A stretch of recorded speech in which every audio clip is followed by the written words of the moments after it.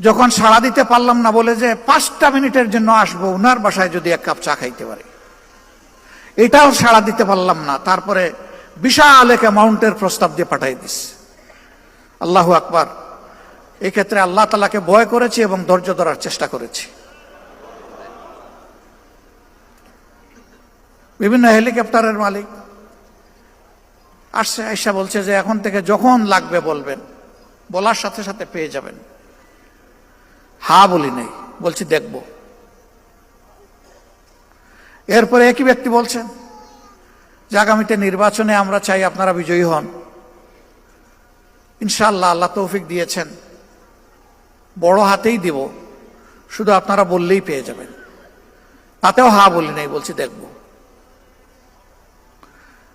এইরকম যারাই অফার দিয়েছেন, নিজেদের জ্ঞান বুদ্ধি অনুযায়ী প্রথমে তাদের ব্লাড সুগার দেখেছি যে সুগার ঠিক আছে কিনা, এরপরে আল্ট্রাসাউন্ড করেছি যে ভিতরের পার্টসগুলো ঠিক আছে কিনা, সন্দেহ হলে সিটি স্ক্যান করা হয়েছে, এনজিওগ্রাম, এবং শেষ পর্যন্ত এমআরআই করে যখন নিশ্চিত হয়েছি বেজাল, তখন বলেছি কালু সালামা।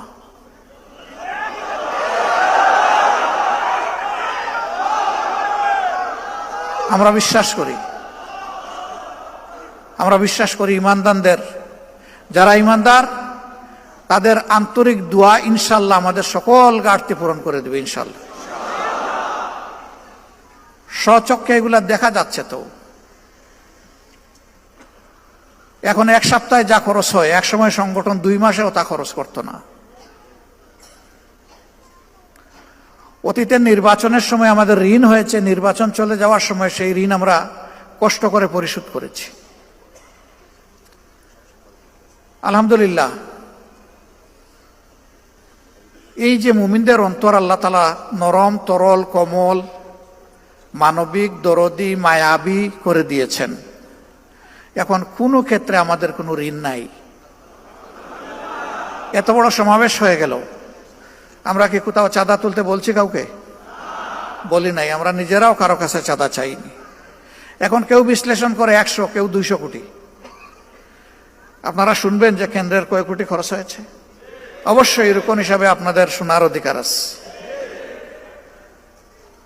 এই পরিমাণটা আমার ধারণা ছিল যে 3.25 কোটিতে আটকায় ফেলতে পারবো, একটু এক্সিট করবে। এটা 3.5 কোটি পর্যন্ত পৌঁছবে, এর বেশি নয়। আলহামদুলিল্লাহ। এখন যে বিশ্লেষণ করার করতে থাকুক, আমাদের আসে যায় না কিছুই।